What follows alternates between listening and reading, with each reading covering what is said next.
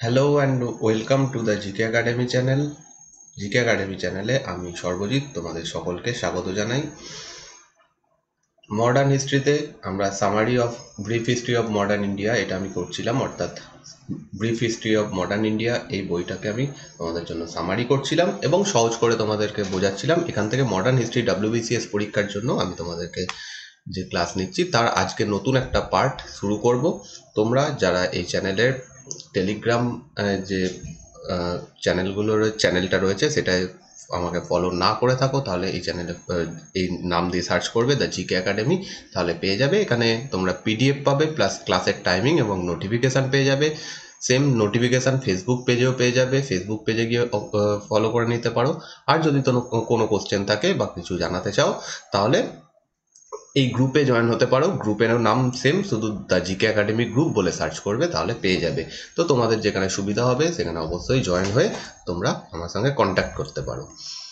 তোমরা এই চ্যানেলের প্লেলিস্টে গেলে সমস্ত প্লেলিস্ট পেয়ে যাবে। 3টে সেকশন পাবে। সেখানে প্রথম সেকশনে রয়েছে প্রিপেয়ার ফর WBCS, যেখানে আমরা WBCS পরীক্ষার জন্য যে স্ট্যান্ডার্ড বইগুলো রয়েছে আমি সেখান থেকে তোমাদেরকে সহজ করে বোঝাচ্ছি। এখানে মডার্ন হিস্ট্রি, মিডিভাল হিস্ট্রি, এছাড়াও আমি ইকোনমিক্স সম্পর্কে ভিডিও দেওয়া শুরু করেছি। তো তোমরা এইখানে গিয়ে তোমরা সেগুলো পেয়ে যাবে। কোশ্চেন অ্যান্সার সিরিজ আমি চালাচ্ছি। এখানে ভারতের ইতিহাসের ওপরে বিগত বছরে WBCS যে পরীক্ষাগুলো তে যে কোশ্চেনগুলো এসছে সেগুলো আমরা লাইভ ডিসকাশন করছি। তো তোমরা শুক্র, শনি, রবি এই 3 দিন রাত্রি 9টার থেকে অবশ্যই চ্যানেলে জয়েন থাকবে।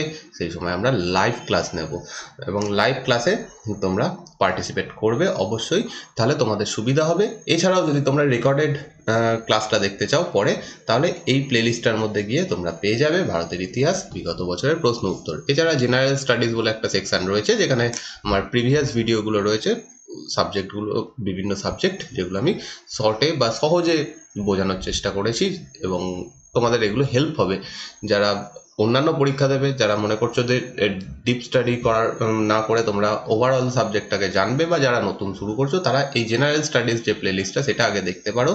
এগুলো সবই প্লেলিস্ট অপশানে গেলে পেয়ে যাবে।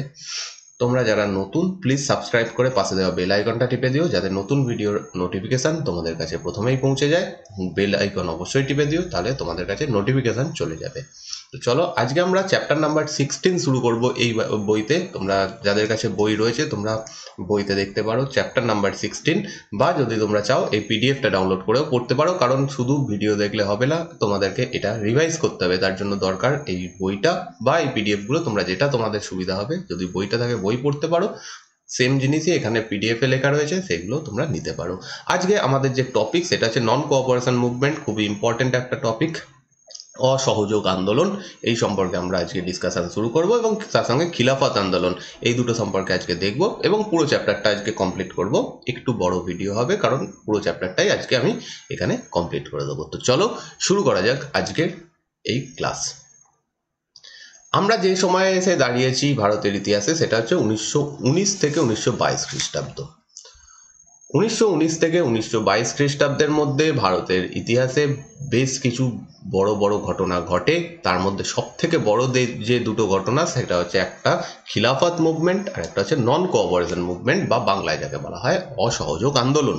এই দুটো আন্দোলন ব্রিটিশ সরকারের বিরুদ্ধে ভারতের মানুষ তারা শুরু করে, এবং এইগুলোর পিছনে কারণ কি ছিল, এই দুটো আন্দোলনের পিছনে মেন কারণ কি ছিল, তা এগুলো কিভাবে হয়েছিল এবং কি কি ঘটনা ঘটেছিল, সেইগুলো আমাদের আজকের আলোচ্য বিষয়।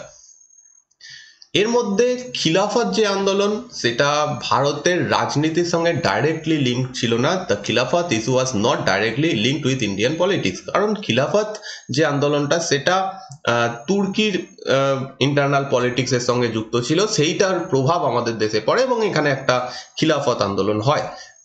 এবং সেই সঙ্গে কংগ্রেস মনে করে যে খিলাফত আন্দোলনের সঙ্গে সংযুক্ত করে একটা আন্দোলন এই সময় করা উচিত, যাতে ভারতের অন্যান্য মানুষ মানে খিলাফত আন্দোলন যেহেতু মুসলিম ধর্মের ধর্মাবলম্বীদের একটা আন্দোলন ছিল, সেই আন্দোলনটাকে কিভাবে ভারতের রাজনীতিতে অংশ অ্যাড করে দেওয়া যায়, ভারতের সমস্ত মানুষ কিভাবে অ্যাড হতে পারে, সেই জন্য গান্ধীজির নেতৃত্বে অসহযোগ আন্দোলন এই সময় শুরু হয়। তো এই দুটো একত্রিতভাবেই ভারতে চলেছিল, সেই দুটো সম্পর্কে আমরা আজকে দেখব। এই আন্দোলন দুটোর সব থেকে বড় প্রভাব, বা বলতে পারো এই সময় একটা সব থেকে বড় প্রভাব হয়েছিল, সেটা হচ্ছে হিন্দু মুসলিম ইউনিটি। হিন্দু এবং মুসলিম দুই সম্প্রদায়ের মধ্যে এর আগে আমরা বিভেদ দেখে এসেছি। যখন বঙ্গভঙ্গ হয় 1905 খ্রিস্টাব্দে, তখন হিন্দু মুসলিমের মধ্যে একটা বিভেদ তৈরি হয়েছিল এবং এতদিন অবধি আস্তে আস্তে সেই বিভেদটা বৃদ্ধি পাচ্ছিল। এর পিছনে বেশ কিছু কারণ রয়েছে, যেমন বঙ্গভঙ্গের ক্ষেত্রে অনেক মুসলিম লিডার যেমন বঙ্গভঙ্গের বিরোধিতা করেছিল, তারা আন্দোলন করেছিল। আবার একটা বড় অংশ, মুসলিম জনসংখ্যার একটা বড় অংশ এবং মুসলিম লিডারদের অনেকেই বঙ্গভঙ্গকে সাপোর্ট করেছিল, যার পেছনে ছিল ব্রিটিশদের একটা পলিটিক্স, সেটা হচ্ছে ডিভাইড অ্যান্ড রুল। এবার তারপর থেকে হিন্দু মুসলিম এই কমিউনিটির মধ্যে একটা প্রবলেম বা একটা বিভেদ সৃষ্টি হতেই থেকেছিল। এর পেছনে আলিগড় মুভমেন্টের একটা হাত রয়েছে, অবদান রয়েছে। আলিগড় মুভমেন্ট যখন সৈয়দ আহমেদ খান শুরু করেছিলেন, তার উদ্দেশ্য অন্য ছিল, সেটা ছিল মুসলিম জনসাধারণকে হিন্দুদের সমকক্ষ করে তোলা এবং তাদেরকেও একটা জায়গা করে দেওয়া, যাতে তারা একটু সেই সময় পিছিয়ে ছিল, সেই জায়গা থেকে তারা এগিয়ে আসতে পারে। কিন্তু পরবর্তীকালে আলিগড় মুভমেন্ট একটা অন্য দিকে চলে যায় এবং একটা কমিউনাল ব্যাপার এখানে চলে আসে। এই আলিগড় মুভমেন্ট পরবর্তীকালে, সৈয়দ আহমেদ খানের পরবর্তীকালে, সেই আলিগড় মুভমেন্ট শুধু চেষ্টা করে কিভাবে মুসলিম জনসাধারণের ভালো করা যায়। তারা তাদের যে চিন্তা ভাবনা, সেটা পুরোপুরি এই সময় মুসলিমদের ভালোর দিকে চিন্তা ছিল, কিন্তু দেশের ভালো কিভাবে হবে বা রাজনীতিতে তারা ভারত স্বাধীন কিভাবে হবে, স্বাধীনতার কথা, এই সমস্তগুলো বন্ধ হয়ে গেছিল। কিন্তু এই সময় বেশ কিছু চেঞ্জ আসে, যার ফলে মুসলিম জনসাধারণও ব্যাপকভাবে ভারতের স্বাধীনতার সংগ্রামে যুক্ত হতে থাকে। এটা একটা সব থেকে বড় ঘটনা এই আন্দোলন দুটোর। তো এই আন্দোলন দুটোর পেছনে কারণ কি ছিল বা এটার ব্যাকগ্রাউন্ড কি ছিল, সেটা আমাদের আজকের first topic. The background of two movement was provided by a series of events after the First World War, which built all hopes of government's generosity towards the Indian subjects. প্রথম কথা হচ্ছে প্রথম বিশ্বযুদ্ধ। প্রথম বিশ্বযুদ্ধ এমন একটা ঘটনা, যার ফলে ভারতে সমস্ত মানুষ, সমস্ত সম্প্রদায়ের মানুষ এবং সমস্ত শ্রেণীর মানুষের মধ্যে প্রভাব ফেলেছিল। এই সময় যে যে ঘটনাগুলো হয়েছিল, তার কিছুটা আভাস আমরা আগেও পেয়েছি, যে এই সময় মূল্য বৃদ্ধি পেয়ে গেছিল, মানুষের হাত থেকে কাজ চলে গেছিল, এই সমস্তগুলো একটা কারণ ছিল। এইগুলোর ফলে একটা ব্রিটিশ বিরোধী মনোভাব এই সময় ভারতীয়দের মধ্যে উঠে আসতে শুরু করে। In the year 1919 in particular saw a strong feeling of disconnect among all sections of Indian for various reasons. সেই কারণগুলো কি কি ছিল? The economic situation of the country in the post war year, অর্থাৎ এই সময় যুদ্ধ পরবর্তী ক্ষেত্রে ইকোনমি একদমই ধ্বংস হয়ে গেছিল, ভারতের ইকোনমি পুরোপুরি ধ্বংস হয়ে গেছিল। এই সময় প্রচুর মূল্য বৃদ্ধি ছিল, ট্যাক্স সেই প্রচুর পরিমাণে নেওয়া হতো, কারণ ব্রিটিশরা যেহেতু যুদ্ধে অংশগ্রহণ করেছিল, তাদের দরকার ছিল অর্থ, এবং সেই অর্থের যোগান তারা পুরোপুরিভাবে ভারতের থেকে নেওয়া শুরু করেছিল। প্রচুর ট্যাক্সের পরিমাণ এই সময় বাড়িয়ে দেওয়া হয়েছিল, সেটা একটা বড় কারণ। এছাড়া খাজনা, রেন্ট, এই সমস্ত জিনিসগুলো বৃদ্ধি পেয়ে গেছিল, যার ফলে সাধারণ যে মানুষ, যারা ভারতে সাধারণ মানুষ, কৃষক শ্রেণী বা অন্যান্য শ্রেণী, প্রত্যেকের মধ্যেই একটা ক্ষোভের সঞ্চার হচ্ছিল যে অ্যাকচুয়ালি যুদ্ধটা করছে ব্রিটিশরা, কিন্তু তার ফলে আমাদেরকে ভোগ করতে হচ্ছে, আমাদের মূল্য বৃদ্ধি হচ্ছে বা এই সমস্ত ঘটনাগুলো ঘটছে। এটা একটা কারণ। সেকেন্ড ঘটনা আমরা দেখেছিলাম রাওলাট অ্যাক্ট। এর আগের দিনে আমি রাওলাট অ্যাক্ট সম্পর্কে দেখিয়ে এসেছিলাম। তার জন্য একটা আন্দোলন ভারতে শুরু হয়েছিল, রাওলাট আইন বিরোধী আন্দোলন, এবং সেই আন্দোলনেরই পরিপ্রেক্ষিতে একটা ঘটনা ঘটে, যে ঘটনা পুরো ভারতবর্ষকে নাড়িয়ে দেয়, সেটা হচ্ছে জালিয়ানওয়ালাবাগ হত্যাকাণ্ড। রাওলাট আইনের জন্য ভারতীয়দের মনে এমনিতেই ক্ষোভ ছিল। এখানে বলা হয়েছিল যে ব্রিটিশরা চাইলে যে কোনো ভারতীয়কে যখন খুশি তারা গ্রেপ্তার করতে পারবে, উইদাউট কোনো ওয়ারেন্ট তারা গ্রেপ্তার করতে পারবে, তাদেরকে বন্দি রাখতে পারবে। এইরকম জিনিসগুলো ভারতীয়দেরকে একটা ভারতীয়দের বিরোধিতার কারণ হয়ে দাঁড়ায়। সেকেন্ড ব্যাপার হচ্ছে জালিয়ানওয়ালাবাগ হত্যাকাণ্ড, যে হত্যাকাণ্ড ভারতীয়দের এবার বুঝিয়ে দেয় যে ব্রিটিশরা পারলে যা খুশি করতে পারে, তারা কোনো আইন মানে না, বা তাদের এবার দরকার এমন কিছু দেখানো বা এমন কিছু করা যাতে তারা অন্তত বুঝতে পারে যে ভারতীয়রা এটার বিরোধিতা করছে। তার জন্য গান্ধীজি এখানে বলেছিলেন যে জালিয়ানওয়ালাবাগ হত্যাকাণ্ডের পর বলেছিলেন যে ব্রিটিশদের অ্যাকচুয়ালি বলে মুখে বলে কিছু হবে না, তাদেরকে কাজে করে দেখাতে হবে। এই কথাটা শুধু গান্ধীজির কথা ছিল না, সারা ভারতবর্ষের মানুষের কথা এই সময় ছিল।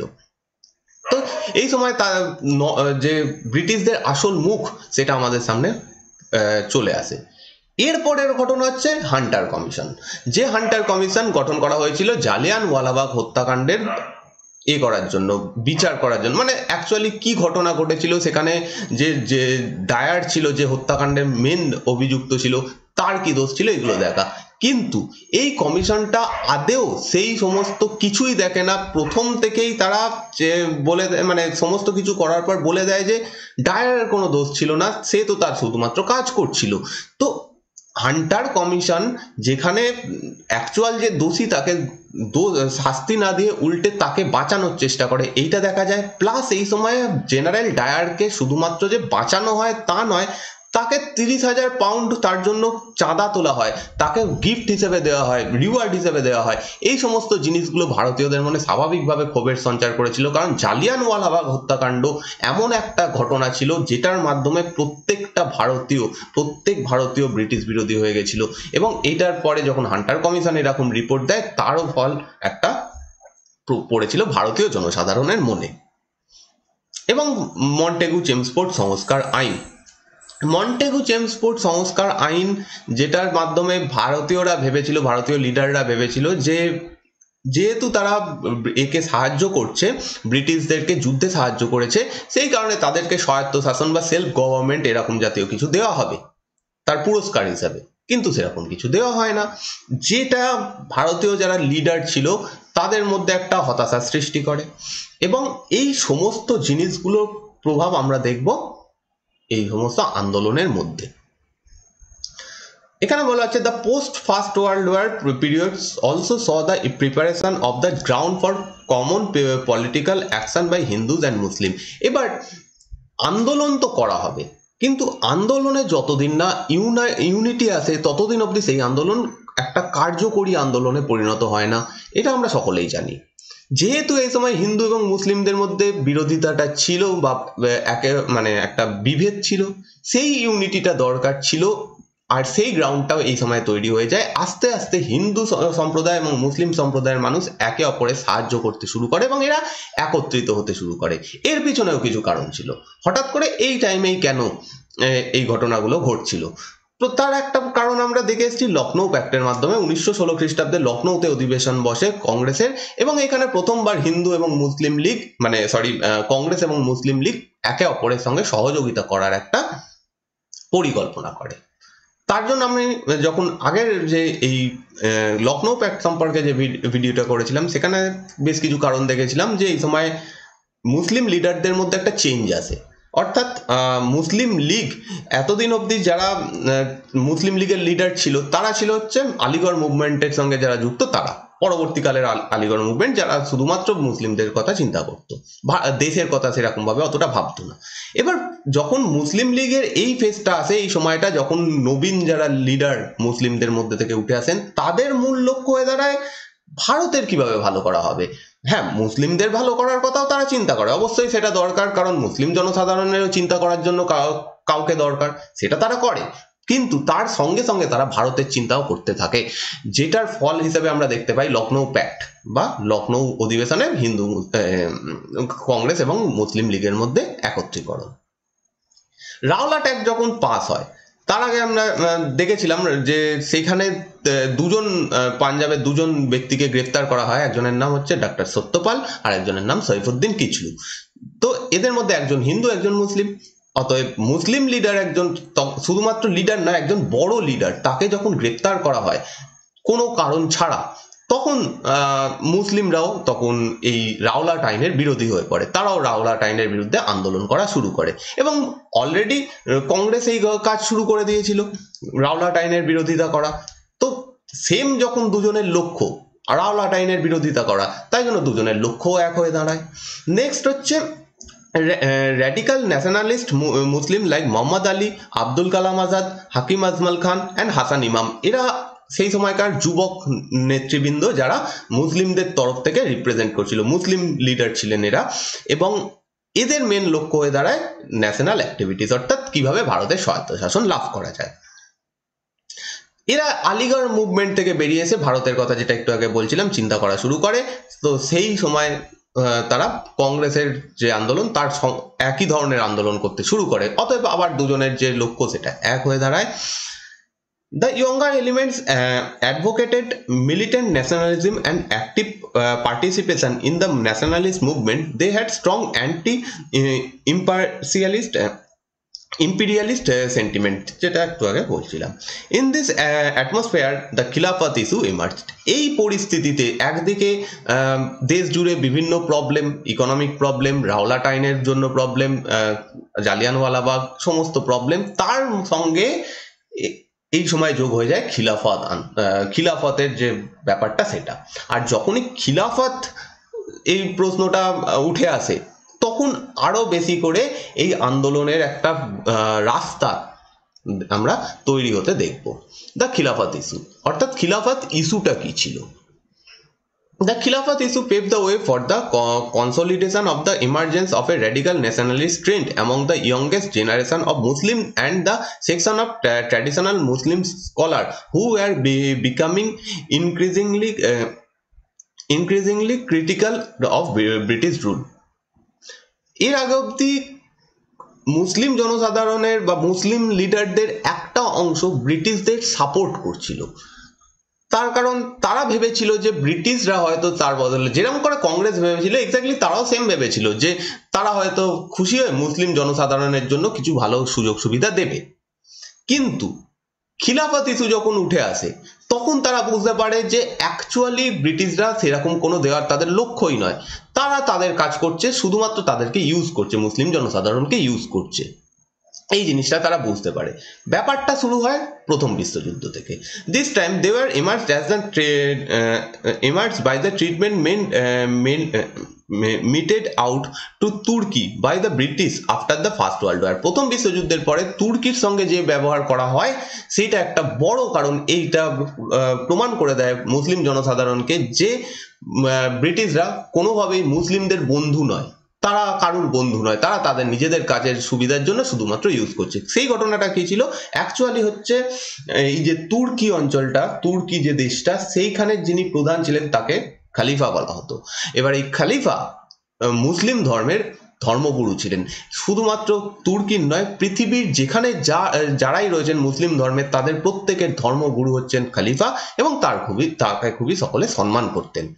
The Muslim in India as the Muslim all over the world regarded the Sultan of Turkey as their spiritual leader Khalifa, so naturally their sympathies were with Turkey.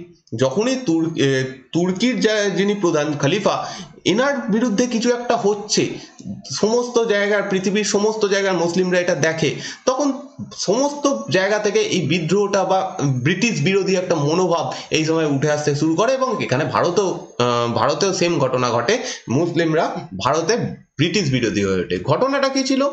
এটা হচ্ছে প্রথম বিশ্বযুদ্ধ। প্রথম বিশ্বযুদ্ধে তুর্কি ব্রিটিশদের বিপরীত পক্ষে যোগদান করেছিল। ডিউরিং দ্য ওয়ার তুর্কি had allied with Germany and Austria against the British. একদিকে ছিল ব্রিটিশ এবং তার যে সহযোগী দেশ, এবং অন্যদিকে ছিল তুর্কি, এবং মানে জার্মানি, অস্ট্রিয়া এই সমস্ত দেশ, তাদের সঙ্গে অ্যাড হয়েছিল তুর্কি। অতএব তুর্কি ব্রিটেনের বিরুদ্ধে যুদ্ধ করছে। আর যখনই এই ঘটনা ঘটে তখন থেকে যারা মুসলিম সম্প্রদায় ছিলেন মানুষ, তারা তুর্কির সাপোর্টে ব্রিটিশ বিরোধী হতে শুরু করে।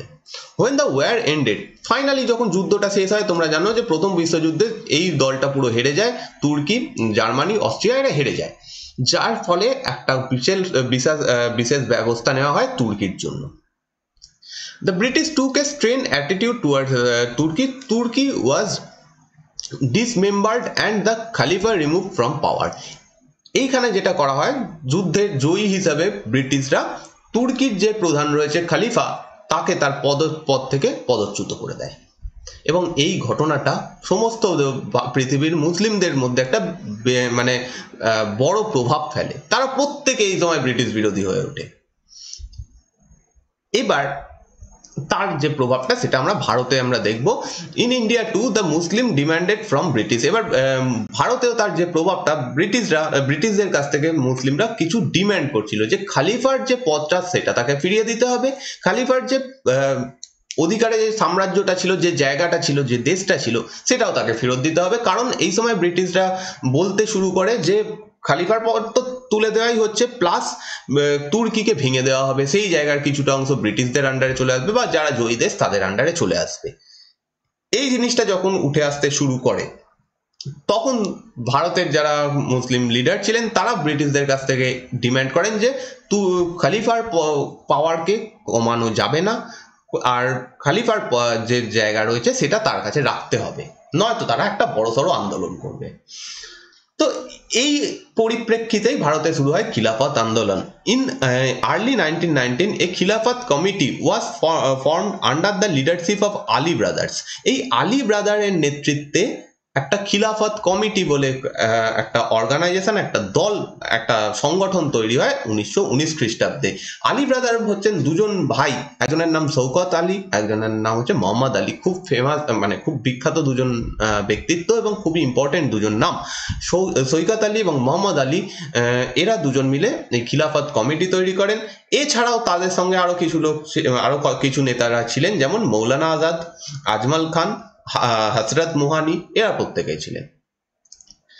Two force the British government to change its attitude toward তুর্কি। তো এদের মেন যে বক্তব্য ছিল যে তুর্কির সঙ্গে যেটা করা হচ্ছে সেটা করা উচিত, মানে সেটা করা যাবে না, সেটা অবিলম্বে বন্ধ করতে হবে।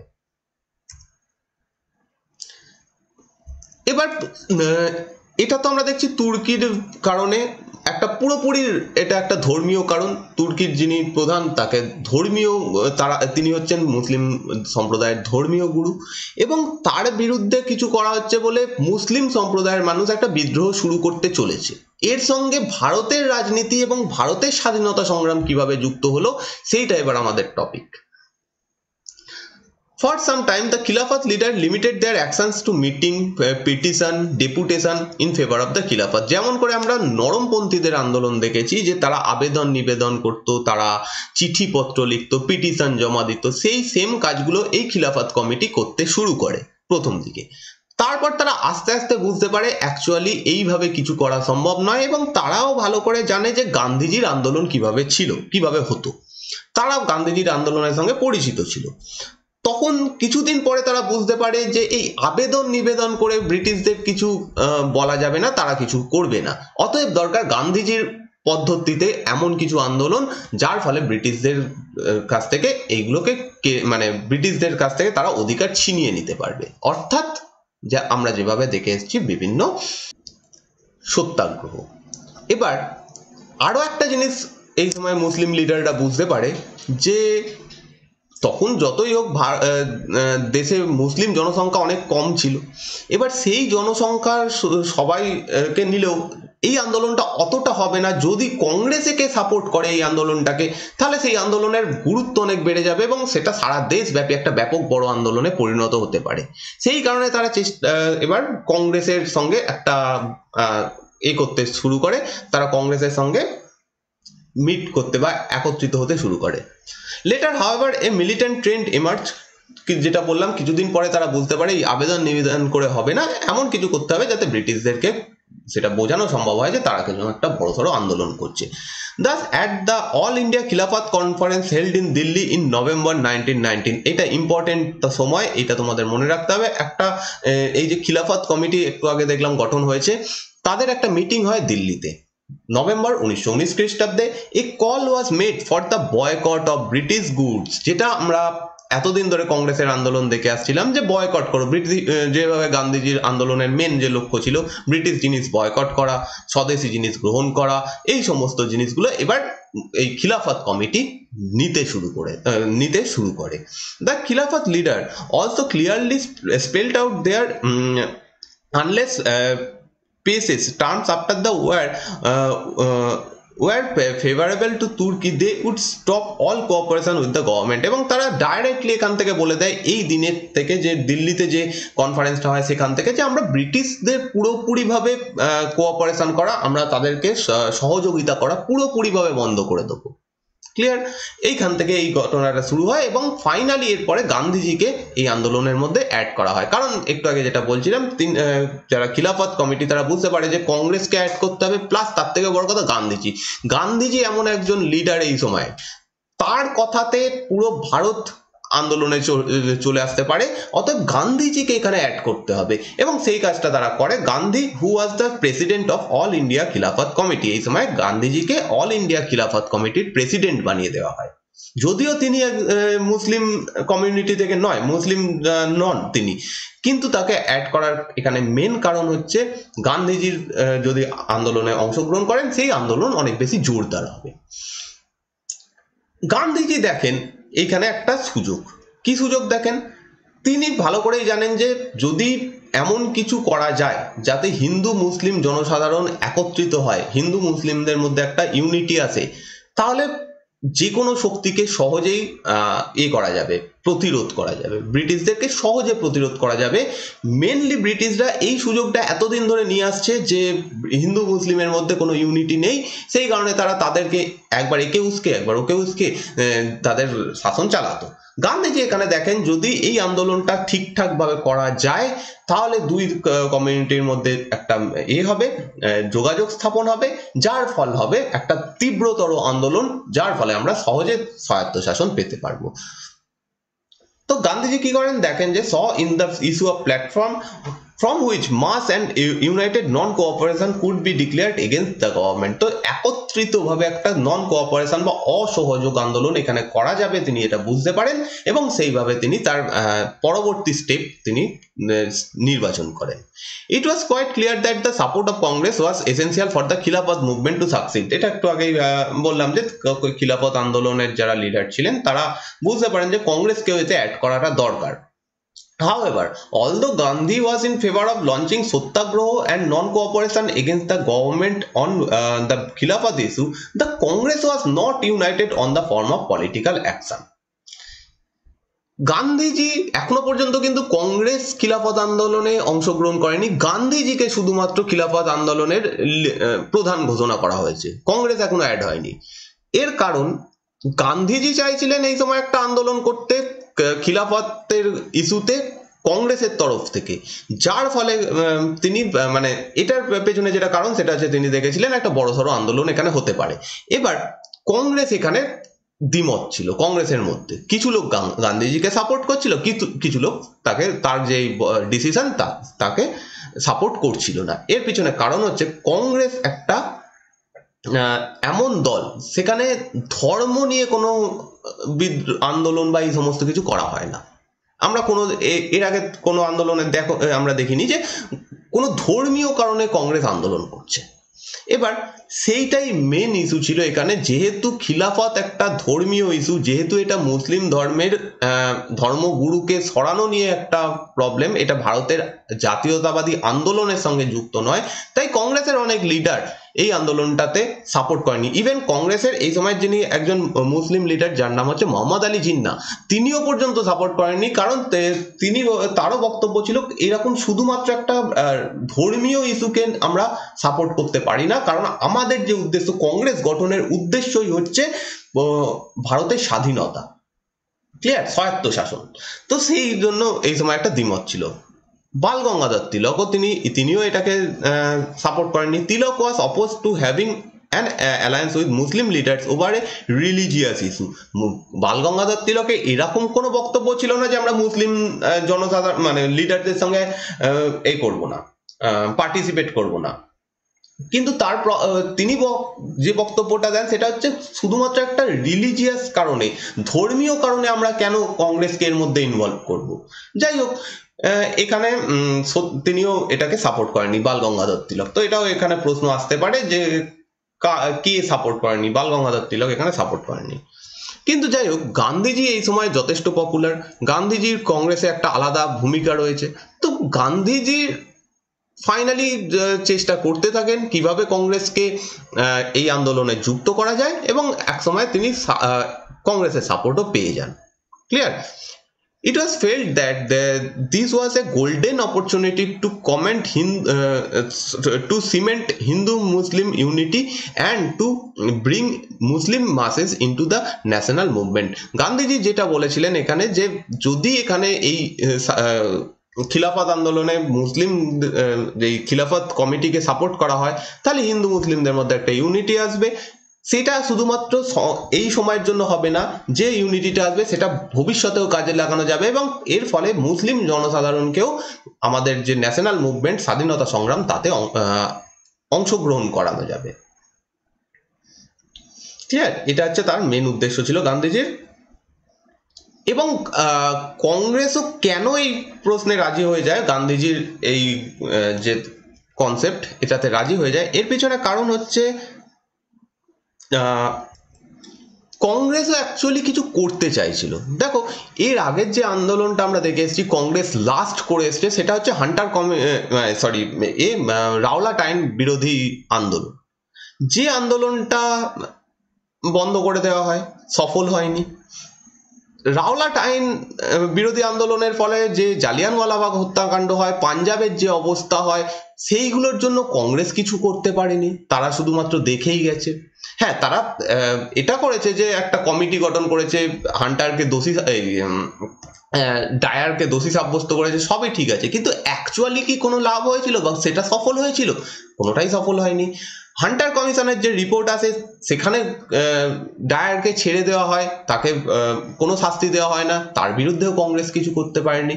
তো সাধারণ মানুষের মধ্যে কংগ্রেসের যে ভরসাটা ছিল, সেইটা আস্তে আস্তে কমতে শুরু করেছিল।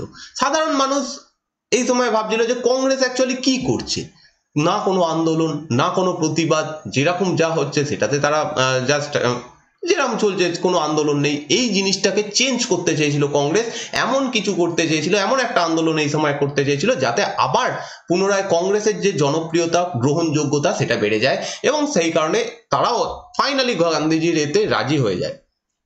এবার নন কোঅপারেশন এবং খিলাফত মুভমেন্ট পরপর কিভাবে ঘটনাক্রম ঘটে এবং কি কি হয়, সেইগুলো আমরা দেখব।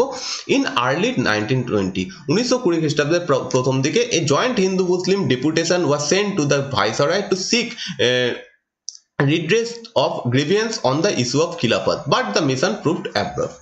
অর্থাৎ 1920 খ্রিস্টাব্দের প্রথম দিকেই একটা দল, হিন্দু মুসলিম দুই কমিউনিটি থেকে লিডাররা একত্রিত হয়ে এই সময় ভাইসরয়ের কাছে যান, এবং ভাইসরয়কে গিয়ে তারা জানায় যে এই খিলাফত ইস্যুতে কিছু করা উচিত, এবং খিলাফতে যেটা বলা হচ্ছে যে মানে তুর্কিকে যে অপমানটা করা হচ্ছে সেটা বন্ধ করতে হবে। এই প্রশ্নে তারা এই দাবিটা নিয়ে তারা ডাইরেক্ট ভাইসরয়ের কাছে যায়, কিন্তু সেটা ফেলড হয়, কোনো রকম কিছু প্রতিশ্রুতিও পাওয়া যায় না বা কিছু বলা হয় না। In February 1920, Gandhi announced that the issue of the Punjab wrongs and constitutional advance had been overshadowed by the Khilafat question, and that he would soon lead a movement of non-cooperation if the terms of peace treaty failed to satisfy the Indian Muslim. Gandhiji এবার আসরে আসেন। প্রথমে একটা দল পাঠানো হলো, সেখানে হিন্দু লিডাররাও ছিলেন, মুসলিম লিডাররাও ছিলেন, প্রত্যেকে দেখা করেন, সেটা ফেলড হয়। এইবার গান্ধীজি তার এই আসরে আসেন। তিনি ফেব্রুয়ারি মাসে 1920 ফেব্রুয়ারিতে বলেন যে এই সময় যে একটা ট্রিটি হওয়ার কথা ছিল, মানে একটা চুক্তি হওয়ার কথা ছিল তুর্কির সঙ্গে ইংল্যান্ডের, সেই যে ট্রিটিটা, সেটা যদি ভারতীয় মুসলমানরা গ্রহণ না করে, অর্থাৎ তাতে যারা ভারতীয় মুসলমানরা যদি স্যাটিসফাই না হয়, তাহলে তিনি একটা বড়সড় আন্দোলন করবেন, এবং তার এই আন্দোলনের মধ্যে আরো কিছু জিনিস তিনি অ্যাড করে দেন। সেটা হচ্ছে পাঞ্জাবে যে ঘটনাগুলো হয়েছে সেটার জন্য যদি কিছু না করা হয়, বা তারপরে অন্যান্য যে ঘটনাগুলো এই সময় ঘটেছে সেইগুলো যদি না হয়, সেইগুলোর সমস্ত কিছু মিলিয়ে তিনি একটা বড় সড়ো আন্দোলন করার ডাক দেন এই ফেব্রুয়ারি 1920 খ্রিস্টাব্দে। মে 1920 খ্রিস্টাব্দের মে মাসে একটা সন্ধি হয়, যেটার নাম হচ্ছে ট্রিটি অফ সেভার্স। এটা ইম্পর্টেন্ট সন্ধি। এই সন্ধিতে তুর্কির পুরো ক্ষমতা শেষ করে দেওয়া হয়। মে 1920 খ্রিস্টাব্দে এই ট্রিটিটা সাইন হয় এবং তুর্কি পুরো ভেঙে দেওয়া হয়। অর্থাৎ যেটা খিলাফত কমিটি বলছে, পৃথিবীর সমস্ত জায়গা থেকে মুসলিমরা যা বলছে, বা গান্ধীজি যা বললেন এই ফেব্রুয়ারি মাসে, সমস্ত কিছু কোনো কথা ব্রিটিশরা কানে নেয় না।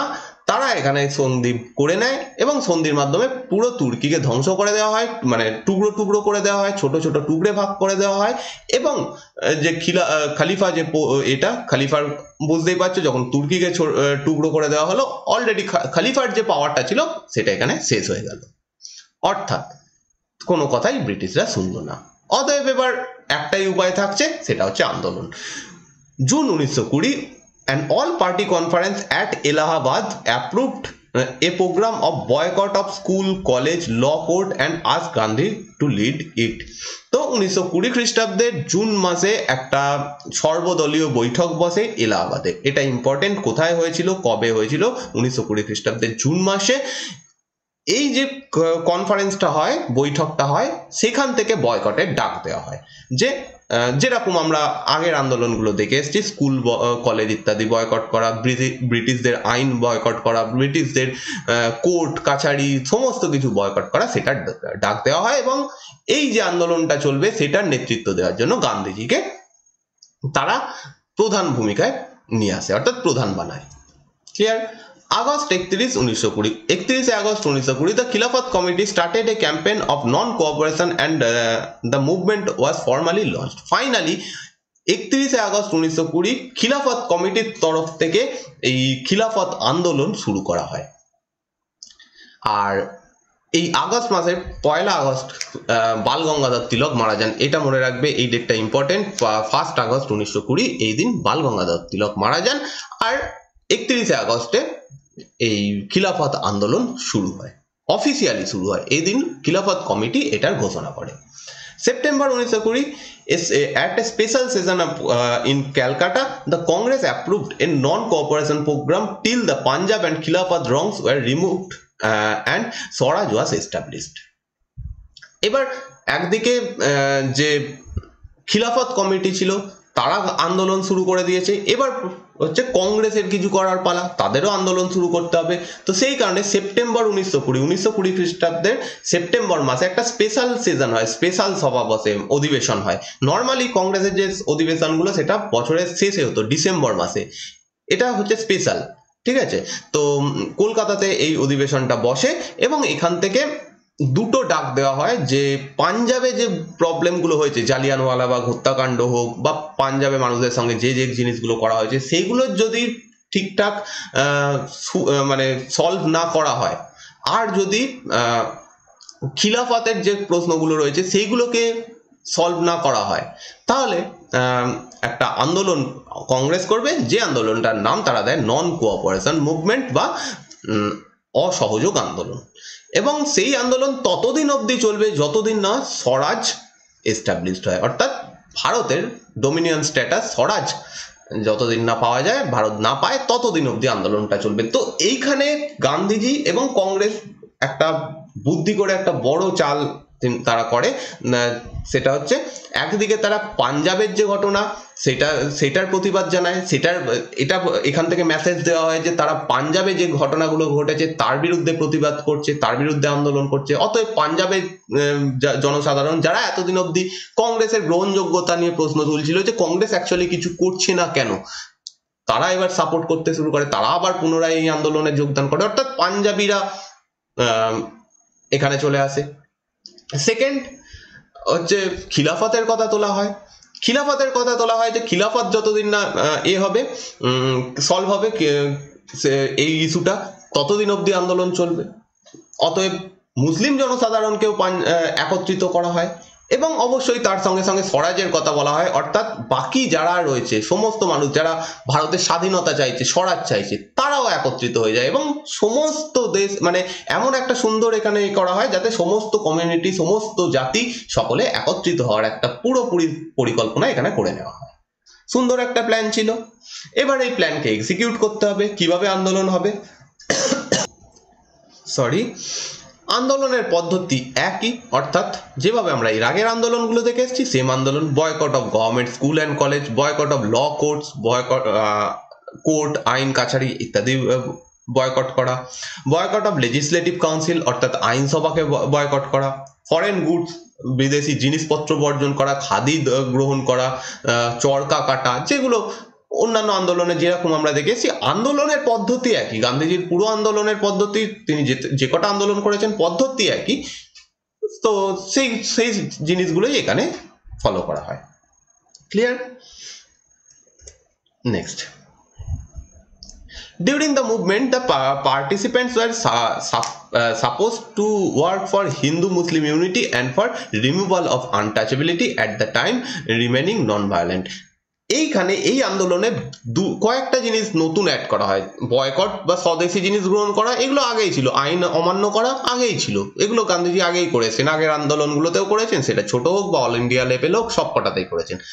এইখানে নতুন নতুন কয়েকটা জিনিস যোগ হয়, যেমন যারাই এই আন্দোলনে যোগদান করবে তাদের চেষ্টা হবে কিভাবে হিন্দু মুসলিম ইউনিটি করা যায়, হিন্দু মুসলিমদের মধ্যে একতা কিভাবে আনা যায় সেইটার চেষ্টা করবে, অস্পৃশ্যতা দূরীকরণ করতে হবে এটা অ্যাড করা হয়, এবং অবশ্যই নন ভায়োলেন্ট থাকতে হবে। এটা তো কমন ব্যাপার যে কোনো রকম ভায়োলেন্ট পদ্ধতি অবলম্বন করা যাবে না।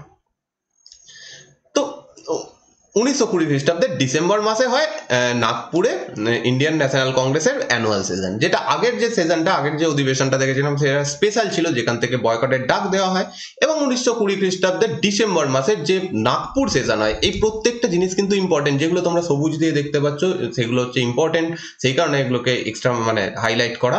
তো নাগপুর অধিবেশন থেকে ফাইনালি এই নন কোঅপারেশন মুভমেন্টকে অ্যাকসেপ্ট করা হয়। আগেরটাতে ডাক দেওয়া হয়েছিল, অফিসিয়ালি কংগ্রেস বলে যে হ্যাঁ আমরা একটা অসহযোগ আন্দোলন করছি, নাগপুর থেকে এটা হয় December 1920। The programme of non cooperation was endorse, এখান থেকে হয় কি নন কোঅপারেশন মুভমেন্ট যেটা সেটাকে অ্যাকসেপ্ট করা হয়। নতুন একটা কমিটি খোলা হয় কংগ্রেসের মধ্যে, যেটাকে বলা হচ্ছে Congress working committee, CWC, Congress working committee. এখানে টোটাল 15 জন মেম্বার থাকবে, এবং সেই মেম্বাররাই অ্যাকচুয়ালি এই কমিটিটাই কংগ্রেস কি কাজ করবে সেটা পরিচালনা করবে। ক্লিয়ার? আগে কি ছিল যে প্রধান হতো, অর্থাৎ বছরের অধিবেশনগুলোতে যিনি প্রধান হতেন, প্রেসিডেন্ট হতেন, তিনি সমস্ত কিছু ঠিক করতেন, বা অন্যরাও বলতো, কিন্তু তার মুখ দিয়ে বা এরকম ভাবে হতো। কিন্তু এইখান থেকে সেই ব্যাপারটা চেঞ্জ হয়ে যাচ্ছে, কংগ্রেস ওয়ার্কিং কমিটি এইটা গঠন করা হয়। আজও কংগ্রেসের মধ্যে এই কংগ্রেস ওয়ার্কিং কমিটি রয়েছে। তোমরা জানো যে এই সময় চলছিল যে কে কংগ্রেস ওয়ার্কিং কমিটির প্রধান হবেন, কিছুদিন অবধি সোনিয়া গান্ধী ছিলেন, তারপর রাহুল গান্ধীকে বলা হয়। তো এই জিনিসটা অ্যাকচুয়ালি এই কংগ্রেস ওয়ার্কিং কমিটি এখনো রয়েছে। কংগ্রেস ওয়ার্কিং কমিটি 15 মেম্বারের, এটা এই সময়ে এই নাগপুর সেশনেই, নাগপুর অধিবেশনে তৈরি করা হয়, এবং এখান থেকে বলা হয় যে এই কমিটিটাই কংগ্রেসকে এবার থেকে পরিচালনা করবে। আর গান্ধীজি এই অধিবেশন থেকেই বলেন যদি 1 বছর অবধি তার কথা শুনে যদি সমস্ত আন্দোলন হয়, তিনি যে পদ্ধতি বলছেন সেই পদ্ধতিতে আন্দোলন চালানো হয়, তাহলে 1 বছরের মধ্যে স্বরাজ আসবে। ক্লিয়ার? এই কথাটা তিনি যখন বলেন, সাধারণ মানুষের মধ্যে একটা বিশ্বাস, এমনি গান্ধীজির প্রতি সকলের একটা বিশ্বাস ছিল যে গান্ধীজি যদি কিছু বলেন সেটা করতে পারেন। আর তিনি যখন এখানে জোর দিয়ে বলেন যে 1 বছরের মধ্যে স্বরাজ আসবে যদি ঠিকঠাক করে আন্দোলন করা হয়, সবাই আরো উৎসাহ নিয়ে এই আন্দোলনে অংশগ্রহণ করে। ক্লিয়ার? তো প্রত্যেকটা জায়গা থেকে এই আন্দোলনটা শুরু হয়, কিন্তু এক সেম টাইমে বেশ কিছু লিডার যারা কংগ্রেসে এতদিন অবধি খুব বড় লিডার ছিলেন এবং খুবই বড় মানে বিশেষ বিশেষ ভূমিকা পালন করেছেন, তারা কংগ্রেস ছেড়ে দেন। যেমন মোহাম্মদ আলী জিন্নাহ, একটু আগে বললাম মোহাম্মদ আলী জিন্নাহ নিজে একজন মুসলিম ব্যক্তি ছিলেন, কিন্তু তিনি এই সময় বলেন যে একটা কমিউনাল ইস্যুতে, একটা শুধুমাত্র ধর্মীয় ইস্যুতে কংগ্রেসের এই আন্দোলনে যোগদান তিনি সাপোর্ট করেননি, তিনি এখান থেকে বেরিয়ে আসেন কংগ্রেস থেকে। অ্যানি বেসান্ত বেরিয়ে আসেন, এরা দুজন সব থেকে বড় নাম এই সময় বেরিয়ে আসেন। তাছাড়া বিপিন চন্দ্র পাল, বিসি পাল, ইনিও একজন বড় লিডার, তিনিও বেরিয়ে আসেন। GS খারপাটে, এরা সকলে মানে কংগ্রেস ছেড়ে দেয়, এবং সুরেন্দ্রনাথ ব্যানার্জির নেতৃত্বে এই সময় একটা অর্গানাইজেশন খোলা হয় যাতে সমস্ত যারা নরমপন্থী লিডার ছিল তারা বেরিয়ে এসে এই অর্গানাইজেশনটাতে যোগ দেয়। সেটার নাম হচ্ছে Indian national liberal federation. Indian national liberal federation, যদিও এটা শুধুমাত্র এই অসহযোগ আন্দোলনের প্রশ্নে নয়, এটা অনেকগুলো কারণ ছিল। যেমন 1919 খ্রিস্টাব্দের যে ভারত শাসন আইন দেওয়া হয়, সেই আইনটাকে ভারতের কংগ্রেসের যারা নরমপন্থী লিডার তারা সাপোর্ট করেছিল, অন্যদিকে যারা চরমপন্থী লিডার ছিল তারা সেটাকে সাপোর্ট করেনি। এইখান থেকে দুজনের মধ্যে বিভেদটা শুরু হয় এবং ফাইনালি এই সময় এসে এই দুই শ্রেণী মানে দুটো গ্রুপ সম্পূর্ণভাবে আলাদা হয়ে যায় এবং তারা যারা নরমপন্থী লিডার ছিল তারা ফাইনালি পুরোপুরি কংগ্রেস থেকে বেরিয়ে আসে এবং দিয়ে তারা সুরেন্দ্রনাথ ব্যানার্জির নেতৃত্বে এই ইন্ডিয়ান ন্যাশনাল লিবারাল ফেডারেশন এটা গঠন করে। যদিও এদের যে আন্দোলনটা ছিল এরপর থেকে অতটা রিলিভেন্ট ছিল না, কারণ এই পুরো যুগটাই হচ্ছে গান্ধী যুগ এবং কংগ্রেসই এখানে মেন ভূমিকা পালন করেছে, গান্ধীজি প্রধান ভূমিকা পালন করেছে। এদের আন্দোলন অতটা বেশি গ্রহণযোগ্যতা ছিল না, তাও এটা ইম্পর্টেন্ট, সুরেন্দ্রনাথ ব্যানার্জির নেতৃত্বে এই গ্রুপটা প্রতিষ্ঠিত হয়। ওকে,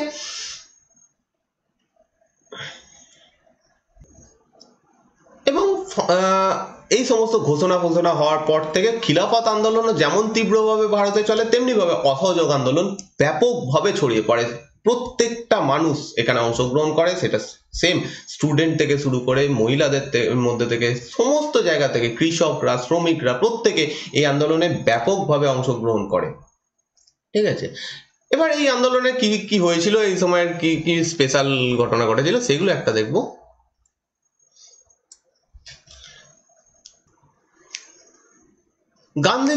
Gandhi, accompanied by the Ali brothers, undertook a nationwide tour. Gandhiji, Ali brothers এরা সকলেই এই সময় একটা সারা দেশব্যাপী তারা ঘোরেন, প্রত্যেকের সঙ্গে মিট করেন, সাধারণ মানুষের সঙ্গে মিট করেন এবং এই আন্দোলনগুলো প্রচার করতে শুরু করেন এবং এটা ব্যাপক সাড়া পড়েছিল।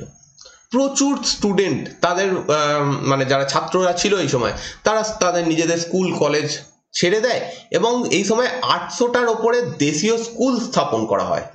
ক্লিয়ার, স্কুল কলেজ এই সময় স্থাপন করা হয় এবং এই সমস্ত যে স্কুল কলেজগুলো স্থাপন হয় সেগুলোতে যারা শিক্ষকতা করেন বা তারা স্থাপন করেন তারা হচ্ছেন আচার্য নরেন্দ্র দেব, CR দাস, লালা লাজপত রায়, জাকির হোসেন, সুভাষচন্দ্র বোস। সুভাষচন্দ্র বোস এই সময়, এটা ইম্পর্টেন্ট মনে রাখো, সুভাষচন্দ্র বোস ন্যাশনাল কলেজ, কলকাতার ন্যাশনাল কলেজের এই সময় প্রিন্সিপাল নিযুক্ত হন। ঠিক আছে, এই সময় যে এগুলো খোলা হয় বিদ্যালয়গুলো, শিক্ষা প্রতিষ্ঠানগুলো, সেগুলো হচ্ছে জামিয়া মিলিয়া, আলিগড়ে এটা খোলা হয় জামিয়া মিলিয়া, তারপর যে কাশী বিদ্যাপীঠ, গুজরাট বিদ্যাপীঠ, বিহার বিদ্যাপীঠ, এই সমস্ত এইগুলো স্কুলগুলো, স্কুল কলেজ এগুলো এই সময় খোলা হয়। এগুলো সবই হচ্ছে দেশীয় স্কুল ছিল, কারণ স্বদেশী কনসেপ্ট, স্বদেশী অর্থাৎ বিদেশি স্কুল কলেজ বর্জন করো, তার জন্য দরকার একটা স্বদেশী শিক্ষা প্রতিষ্ঠান, তার জন্য এগুলো তৈরি হয়। Clear? Many lawyers give up their practice, some of whom were Motilal Nehru, Jawaharlal Nehru, CR Das, Sri Rajagopalachari, Saifuddin Kijlu, Vallabhbhai Patel, Asaf Ali, Prakasam and Rajendra Prasad. এরা সেই সময় টপ বড় বড় উকিল ছিলেন, তারা প্রত্যেকে তাদের কাজ ছেড়ে দেন, তারা সবাই বেরিয়ে আসেন। তো এদের নামও ইম্পর্টেন্ট। এবং যেটা হয় যে পিকেটিং, বিদেশি পণ্য বর্জন, কাপড় জামা পুড়িয়ে দেওয়া, তারপর হচ্ছে যে বিদেশি মদের দোকান সেইগুলোকে গিয়ে বন্ধ করে দেওয়া, এই সমস্তগুলো হয়। এবং এই সময় একটা ফান্ড গঠন করা হয়, তিলক স্বরাজ্য ফান্ড। বালগঙ্গাধর তিলক মারা গেছেন তোমরা জানো এই সময়, তো তার নামে একটা ফান্ড এই সময় তৈরি হয় এবং এখানে প্রচুর অর্থ চাঁদা হিসেবে আসে। এই ফান্ডটার থেকে মেন কাজ যেটা করা হতো এই আন্দোলনকে ফান্ডিং করা, এই যে বিদ্যালয়গুলো চলছে সেইগুলোর ফান্ডিং করা, তো সেইগুলো করা হয় এই তিলক স্বরাজ্য ফান্ড থেকে। ক্লিয়ার? এটাও মনে রাখবে এই সময় ঘটনা ছিল।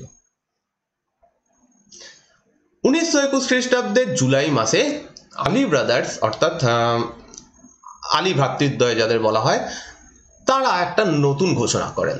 তারা যারা এই সময়ে ভারতের সেনাবাহিনীতে যে সমস্ত মুসলিমরা যুক্ত রয়েছেন, ভারতের সেনাবাহিনী বলতে এই সময় ব্রিটিশ আর্মি, তো তাতে যে সমস্ত মুসলিমরা যুক্ত রয়েছে তাদেরকে ডাক দেন যে এটা আনরিলিজিয়াস।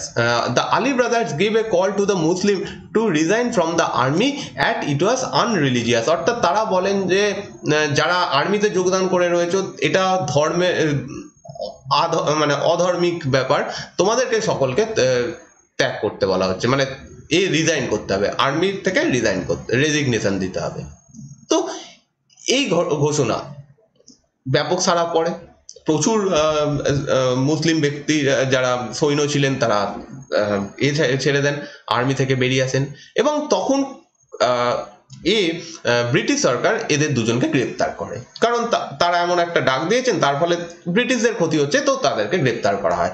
যখনই গ্রেপ্তার করা হয় এই আন্দোলন আরো তীব্রতর হয়। এবার কংগ্রেসের তরফ থেকে ডাক দেওয়া হয় যে সেম বলো যে যারা ভারতীয়দের, এবার কংগ্রেস বলছে যে সমস্ত ভারতীয়রা ব্রিটিশ আর্মিতে যুক্ত রয়েছে তারা বেরিয়ে আসো, কারণ এই ব্রিটিশ মানে যে আন্দোলন চলছে সেটার একটা বক্তব্য যে তোমাদেরকে এটা ছেড়ে বেরিয়ে আসতে হবে, এবং সেটারও বড় এফেক্ট পড়ে।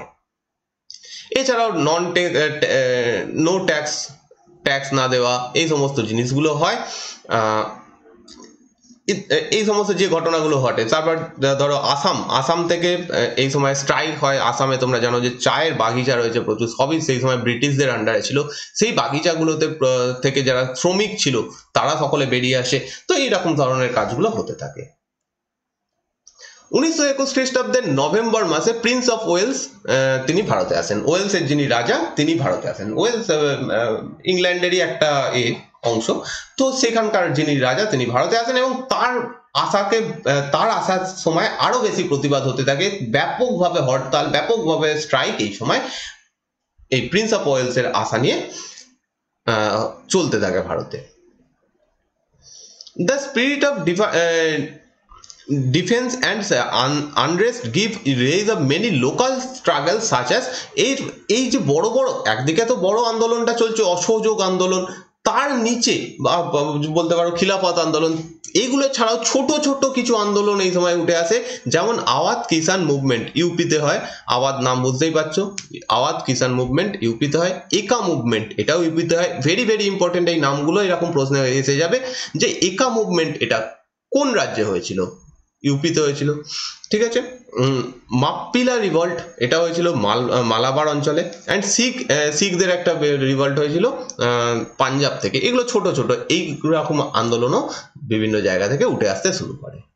এবার এত কিছু দেখলাম ভারতীয়দের তরফ থেকে হচ্ছে, এবার গভর্নমেন্ট এখানে কি করে, ব্রিটিশ সরকার তারা কি ডিসিশন এখানে নেয়। Talk between Gandhi and Reading the viceroy broke down in May 1921। তো ব্রিটিশ গভর্নমেন্টের তরফ থেকে হচ্ছে রিডিং হচ্ছেন এই সময় ভাইসরয়, ভারতের ভাইসরয় ছিলেন লর্ড রিডিং। তার সঙ্গে গান্ধীজির একটা মিটিং হয়, কিন্তু সেই মিটিংটার কোনো ফল হয় না, সেটা মানে হয় না। As the government wanted Gandhi to urge the Ali brother to remove these portions from speeches which suggest violence. কারণ এবার ব্রিটিশরা একটা নতুন চাল চালে। তারা গান্ধীজিকে বলে যে আপনি এমন আন্দোলন করেন যেখানে ভায়োলেন্স করা মানে ভায়োলেন্স থাকবে না, আপনি নন ভায়োলেন্সের কথা বলেন। কিন্তু আলী ব্রাদার্স যে কথাগুলো তাদের বক্তৃতাতে বলছে তার মধ্যে পুরোপুরি ভায়োলেন্সের কথা রয়েছে। তো গান্ধীজির উচিত, যেহেতু এই আন্দোলনে গান্ধীজি যুক্ত রয়েছেন, অতএব গান্ধীজির উচিত আলী ভ্রাতৃদ্বয়কে এটা বলা যে তাদের বক্তব্য থেকে এই ভায়োলেন্সের পার্টগুলোকে রিমুভ করতে হবে। এবার গান্ধীজি অবশ্যই তার আন্দোলনের মূল উদ্দেশ্য হচ্ছে নন ভায়োলেন্স, এই পদ্ধতিতে আন্দোলন করতে হবে, কিন্তু গান্ধীজি জানতেন কোন সময় কোনটা অ্যাপ্লাই করা উচিত। তিনি এরকম করতে বাধা দেন, মানে তিনি বলেন যে আমি এরকম কিছু বলবো না। কারণ গান্ধীজি একজন, আগেই বলেছি, একজন বড় পলিটিশিয়ান ছিলেন। Gandhi realize that the government was trying to divide a weed between him and the Khilafat leaders and refuse to fall into the trap. Gandhiji এটা বুঝতেই পারেন যে এই ঘটনাটি যেটা ঘটানো হচ্ছে হিন্দু মুসলিমদের মধ্যে এতদিন ভাগ করে তারা চালাচ্ছিল, সেইটা যখন হিন্দু মুসলিমদের মধ্যে একটা ঐক্যবদ্ধতা এসেছে, এবার তারা চেষ্টা করে গান্ধীজির সঙ্গে খিলাফত যারা লিডার রয়েছে তাদেরকে কিভাবে বিরোধিতা বা তাদের মধ্যে বিভেদ কিভাবে সৃষ্টি করা যায়, সেই চেষ্টাটা, এটার উদ্দেশ্য ছিল সেটাই, এই রিডিং এর সঙ্গে যে মিটিংটা। তো গান্ধীজি ডাইরেক্ট রিফিউজ করেন, এইরকম কিছু তিনি বলবেন না। In December the government came down heavily on protesters. Finally যখন গভর্নমেন্ট বুঝতে পারে যে কোনো কিছুই হচ্ছে না, না হিন্দু মুসলিমদের মধ্যে ঐক্য বিনষ্ট করা যাচ্ছে, না গান্ধীজি এবং খিলাফত লিডারদের মধ্যে করা যাচ্ছে, এবার তারা ডাইরেক্ট অ্যাকশন নিতে শুরু করে। প্রোটেস্টারদের গ্রেপ্তার, লাঠিচার্জ, মিটিং ব্যান করা, এই সমস্ত করা হয়। ইভেন গান্ধীজিকে অ্যারেস্ট করে নেওয়া হয়। এবার এমন এই সময় পরিস্থিতি যেখানে সমস্ত মানুষ বিদ্রোহে অংশগ্রহণ করেছে, গান্ধীজির যে গ্রেপ্তার সেটা স্বাভাবিকভাবে আরো বড় প্রভাব ফেলবে, তারপরে আরো আন্দোলন ব্যাপকভাবে হতে থাকে। তো এই আন্দোলন অ্যাকচুয়ালি অনেক বড় একটা ব্যাপার, মানে এই প্রত্যেকটা আন্দোলন আমরা খুব কম টাইমে কভার করে চলে যাচ্ছি, যতটা আমাদের পরীক্ষায় লাগবে ততটা। কিন্তু যদি তোমাদের ইন্টারেস্ট থাকে, যদি তোমরা এগুলো পড়তে চাও, আলাদা করে পড়তে পারো, এই আন্দোলনগুলোর ব্যাপক অনেক অনেক বড় একটা ব্যাপার। যাই হোক, এইখানে ব্যাপক আন্দোলন হয়েছিল, এই আন্দোলন একটা বিশাল বড় আন্দোলন ছিল, কিন্তু সেই আন্দোলনটা বেশি দিন অবধি চলেনি, কারণ তোমরা জানো চৌরি চৌরার ঘটনার ফলে এই আন্দোলনটাকে বন্ধ করে নেওয়া হয়।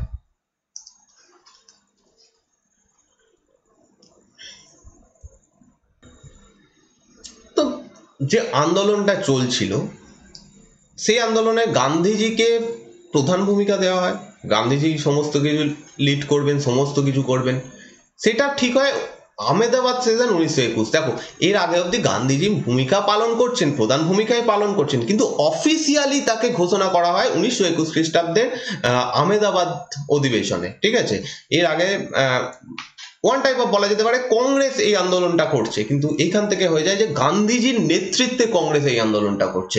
আহমেদাবাদ সেশন 1921, এই অধিবেশনের আর একটা বিশেষত্ব রয়েছে, কারণ এই আন্দোলন এই অধিবেশনের যিনি প্রেসিডেন্ট হিসাবে নির্বাচিত হন তার নাম হচ্ছে CR দাস। এবার এই CR দাস এই সময় জেলে ছিলেন, তার জন্য হাকিম আজমল খাঁকে অ্যাক্টিং প্রেসিডেন্ট হিসেবে নির্বাচিত করা হয়। প্রথমবার কংগ্রেসে কোনো একজন অ্যাক্টিং প্রেসিডেন্ট হন, অর্থাৎ CR দাসের হয়ে, on behalf of CR Das, Hakim Ajmal Khan এখানে সভাপতিত্ব করেন, যেহেতু CR দাস জেলে ছিলেন। এটা প্রথমবার হয়। তো এটা প্রশ্ন আসে, প্রথমবার অ্যাক্টিং প্রেসিডেন্ট কে ছিলেন? তিনি হচ্ছেন হাকিম আজমল খান। এবং এই অধিবেশনের মেন উদ্দেশ্য, মানে মেন বক্তব্য হচ্ছে গান্ধীজিকে প্রধান নির্বাচিত করা। কিন্তু যেটা বললাম, চৌরি চৌরা ঘটনার মাধ্যমে এই আন্দোলনটা শেষ হয়ে যায়, বন্ধ হয়ে যায়। চৌরি চৌরা, এই ঘটনাতে আমরা আসছি। A small sleepy village name Chauri Chaura, Gorakhpur district of united province. এইটা কোথায় অবস্থিত চৌরি চৌরা? এটা প্রশ্ন আছে। আজকের ইউপিতে অবস্থিত। তখন প্রান্ত, তখন রাজ্য বলা হতো না, প্রান্ত বলা হতো। এবং ইউনাইটেড প্রভিন্স যে প্রান্তটা ছিল সেটা আজকে বর্তমানে উত্তরপ্রদেশ নামে পরিচিত। ঠিক আছে, একটু আধটু ভেঙে উত্তরপ্রদেশ নামে পরিচিত, কিন্তু ইউনাইটেড প্রভিন্স আর উত্তরপ্রদেশ একই। তো চৌরি চৌরা এটা উত্তরপ্রদেশের আজকে গোরক্ষপুর ডিস্ট্রিক্টে পড়ে। এটা একটা ছোট্ট গ্রাম, এতদিন অবধি কোনোদিনই ইতিহাসের পাতায় আসেনি, কিন্তু এই ঘটনার মাধ্যমে সেই গ্রামটা ইতিহাসের পাতাতে চলে আসে। এবং এই ঘটনাটা ঘটছে 5 ফেব্রুয়ারি 1922 খ্রিস্টাব্দে। এবং এই ঘটনার ফলে গান্ধীজি এই আন্দোলনটা, অর্থাৎ অসহযোগ আন্দোলন, বন্ধ করে দেন। এখানে কি হয়েছিল? সেম ভারতে যেভাবে বিভিন্ন প্রতিবাদ হচ্ছিল, এখানেও প্রতিবাদ চলছিল। এখানে যারা ছোটখাটো লিডার যারা ছিলেন, তারা তাদের মতো করে আন্দোলন করছিলেন। তো সেই আন্দোলনের ওপরে পুলিশ এসে করতে শুরু করে, লাঠিচার্জ করতে শুরু করে, তাদেরকে অত্যাচার করতে শুরু করে। তাদের মেন যে আন্দোলনের লক্ষ্য ছিল সেম, নন ভায়োলেন্স আন্দোলন, যে এই সময় দাম বেড়ে যাচ্ছে জিনিসের বা অন্যান্য যে ইস্যুগুলো রয়েছে সেইগুলো নিয়ে আন্দোলন করছিল। এবং তার উপরে পুলিশ লাঠিচার্জ করে। এবং তার ফলে অবশ্যই যখন কোনো একটা গ্রুপের ওপরে এরকম ঘটনা ঘটানো হবে, কেউ যদি অত্যাচার করে, তারা বেশ কিছুক্ষণ থাকতে পারে নন ভায়োলেন্ট, কিন্তু একটা টাইমে তারাও এবার প্রতিরোধ করতে শুরু করবে। এই ঘটনাটাই হয় যখন পুলিশ এখানে আক্রমণ করে, তখন তারা পুলিশ যারা বাহিনীকে একত্রিতভাবে আক্রমণ করে। সেই সময় পুলিশ যারা ছিল এখানে, তারা সকলে পালিয়ে গিয়ে নিকটবর্তী যে থানা রয়েছে তার মধ্যে ঢুকে যায়, দিয়ে দরজা জানলা বন্ধ করে দেয়। মানুষ কিছু না করতে পেরে ফাইনালি এই থানাতেই আগুন ধরিয়ে দেয়, যার ফলে 22 জন পুলিশম্যান মারা যায়। ঠিক আছে, অতএব একটা বড় সড়ো ভায়োলেন্স এখানে হয়। বিশাল বড় ব্যাপার, 22 জন মারা যাচ্ছে, এরকম একটা ঘটনা এখানে ঘটে। এবং যখনই এটা ঘটে সঙ্গে সঙ্গে গান্ধীজি এই আন্দোলনটা বন্ধ করে দেন। The Congress Working Committee met at Bardoli in February 1922 and resolved to stop all activities that held to breaking of the law and to get down to constructive work instead, which was to include population of khadi, popularization of khadi, national schools. এইগুলো অর্থাৎ এখানে যেটা বলা হচ্ছে সেটা হচ্ছে কংগ্রেসের working committee, এবার থেকে প্রধান হচ্ছে ওয়ার্কিং কমিটি। ওয়ার্কিং কমিটি ফেব্রুয়ারি 1922 খ্রিস্টাব্দে ঘোষণা করে দেয় যে এই আন্দোলনকে উইথড্র করে নেওয়া হচ্ছে, অসহযোগ আন্দোলন এখানে বন্ধ করে দেওয়া হচ্ছে।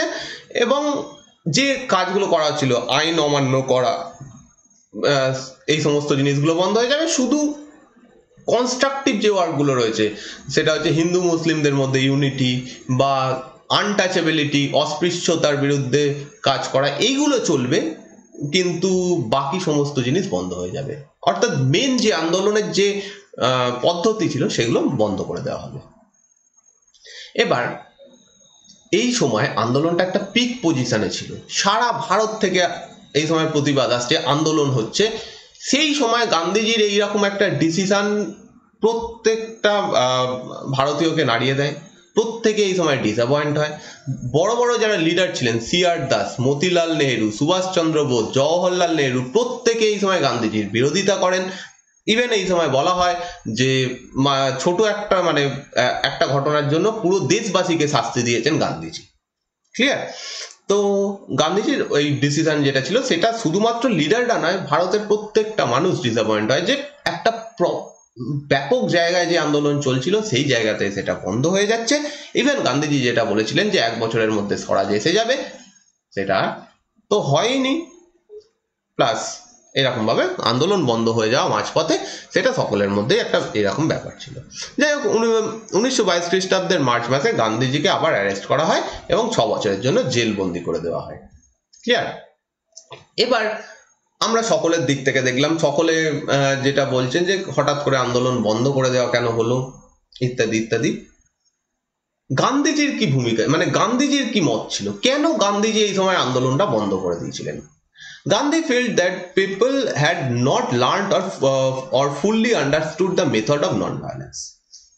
গান্ধীজির যে আন্দোলনের পদ্ধতি সেটা পুরোপুরিভাবে নির্ভরশীল ছিল নন ভায়োলেন্সের উপরে।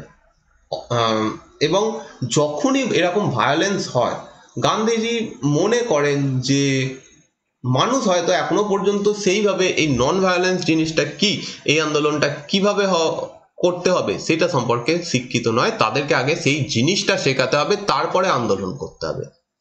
Incident like Chauri Chaura could lead to the kind of extremist and favor that would turn the movement to become generally violent protesters.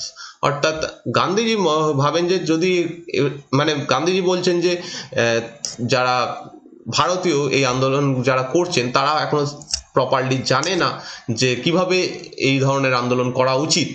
তো তাদের যদি এই আন্দোলনটা এখনো চালিয়ে নিয়ে যাওয়া হয় তাহলে চৌরি চৌরার মতো ঘটনা আরো ঘটবে, একটা নয় অনেকগুলো ঘটবে। সেই কারণে তিনি এটা বন্ধ করে দিয়েছেন। The movement was also showing signs of fatigue. This was natural as it is not possible to sustain any movement at high pitch for very long. যেটা গান্ধীজির বক্তব্য ছিল যে কোনো আন্দোলন একটা নির্দিষ্ট টাইম অবধি তীব্রতর হতে পারে, তারপরে আস্তে আস্তে সেই আন্দোলনটা ঝিমিয়ে পড়বে, মানুষ উৎসাহ হারিয়ে ফেলবে। এই আন্দোলনটা অলরেডি বেশ কয়েকদিন চলছে। দেখো, শুরু হয়েছে 1920-তে, এখানে 22 হয়ে গেছে। তো এর পরেও যদি আন্দোলনটা কন্টিনিউ করা যায়, হ্যাঁ এখনো হয়তো মানুষের মধ্যে উৎসাহ রয়েছে, কিন্তু এরপরে আর সেই উৎসাহটা থাকবে না। অতএব এক সময় গিয়ে বন্ধই করে দিতে হবে, তার থেকে আগে থেকেই বন্ধ করে দেওয়া ভালো। এই জন্য এটা বন্ধ করে দেওয়া। The government seems to be in no mood for negotiation. এবং অন্য এটাও একটা যে এতদিন ধরে আন্দোলন চলছে কিন্তু গভর্নমেন্ট তার ডিসিশন থেকে কিন্তু সরেনি, না স্বরাজ দেওয়া হয়েছে, না পাঞ্জাবের কিছু বলা হয়েছে পাঞ্জাবের ঘটনার, না খিলাফতের জন্য কোনো কথা বলা হয়েছে গভর্নমেন্টের তরফ থেকে। অতএব গান্ধীজি এটা বুঝতে পারেন যে গভর্নমেন্ট অ্যাকচুয়ালি এখানে কিছু করতে চাইছে না, তো শুধু শুধু সেই আন্দোলনটা হবে, ফাইনালি একটা সময় গিয়ে বলতেই হবে এটা ফেলিওর হয়েছে, তার থেকে এখন আন্দোলন বন্ধ করে দেওয়া উচিত। তার ফলে কি হবে, অন্তত মানুষের মধ্যে এই আশাটা থাকবে যে ঠিক আছে এই ঘটনার জন্য তো বন্ধ হয়েছে, পরবর্তী আন্দোলনে আমরা কিছু করতে পারবো। কিন্তু যদি কেউ যদি একবার ফেল করে, তাহলে তার মধ্যে একটা এরকম ব্যাপার চলে আসে যে আমরা ফেল করেছি, আমরা কিছু করতে পারবো না, এই ব্যাপারটা যেন না মানুষের মধ্যে আসে, সেই কারণে এই আন্দোলনটা বন্ধ করে দেওয়া হয়। ক্লিয়ার? আর ফাইনালি এটা তো ঘটনা, চৌরিচৌরা ঘটনার মাধ্যমে অসহযোগ আন্দোলন বন্ধ হয়ে যায়, আর যে খিলাফত আন্দোলন চলছিল সেটাও বন্ধ হয়ে যায়, কারণ খিলাফতের যে বক্তব্যটা ছিল, খিলাফত আন্দোলন যে কারণে হয়েছিল সেইটাই সলভ হয়ে যায়।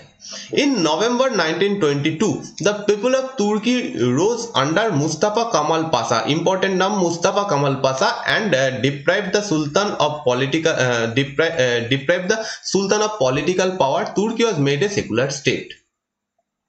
এই সময় 1922-এর ডিসেম্বর মাসে তুর্কি একটা আলাদা দেশে পরিণত হয়ে যায়। ঠিক আছে, যত বড় এই দেশ ছিল তুর্কি সেই সময়, সেটা ভেঙে যায়, কিন্তু একটা আলাদা প্রপার দেশে পরিণত হয়, এবং মুস্তাফা কামাল পাশার নেতৃত্বে এখানকার মানুষ এগিয়ে আসে, এবং খলিফার যে পোস্টটা ছিল সেটার পরিবর্তে এখানে একটা প্রপার গণতন্ত্র বা গণতান্ত্রিক দেশ এখানে তৈরি হয়। দাস দ্য খিলাফত কোশ্চেন লস্ট ইজ রিলিভেন্ট, অর্থাৎ যখন মানুষই তাই চাইছে, তুর্কির মানুষই তাই চাইছে, অতএব আর ভেবে লাভ নেই, এটা একটা আলাদা দেশে পরিণত হচ্ছে। এই European style of legal system was establish in Turkey and the extensive rights granted to women. তো এখানে একটা প্রপার সিস্টেম, লিগাল সিস্টেম, একটা দেশে পরিণত হয়ে যায় তুর্কি, আর খলিফাতের প্রশ্নই থাকে না। এডুকেশন ওয়াজ ন্যাশনালাইজড অ্যান্ড, এটা এখানে হবে, এটা একটা আলাদা হয়ে গেছে, এরপর থেকেই হবে এটা। Education was nationalised and modern agriculture and industries develop. যেভাবে একটা কান্ট্রি ডেভেলপ করতে থাকে, তুর্কিও সেইভাবে ডেভেলপ হতে থাকে, এবং 1924 খ্রিস্টাব্দে খালিফার যে পোস্টটা সেটাই অ্যাবলিশড হয়ে যায়, তার বদলে একটা গণতান্ত্রিক দেশে তুর্কি আস্তে আস্তে পরিণত হতে থাকে। তো এর ফলে যে খিলাফতের প্রশ্ন ছিল সেটাই ইরিলিভেন্ট হয়ে যায়, মানুষও বুঝে যায় যে তুর্কির মানুষই সেটা চাইছে, তুর্কির মানুষও মুসলিমই ছিল, সকলেই মুসলিম ধর্মাবলম্বী, এবং তারাই চাইছে যে ঠিক আছে আর খালিফাত পোস্টটা লাগবে না, আমরা একটা দেশ, গণতান্ত্রিক দেশে পরিণত হবো। অতএব আর এই আন্দোলন করে কোনো প্রয়োজন নেই, সেই কারণে এই আন্দোলনটাও আস্তে আস্তে বন্ধ হয়ে যায়, খিলাফত আন্দোলনও এই কারণে বন্ধ হয়ে যায়। তো this is the end of this video. যদি তোমাদের এই ভিডিওটা ভালো লাগে অবশ্যই লাইক করো। নেক্সট ভিডিওতে আমরা পরবর্তী টপিক, পরবর্তী চ্যাপ্টার শুরু করব। যদি এটা ভালো লাগে অবশ্যই লাইক করে দিও। Thank you for watching this video.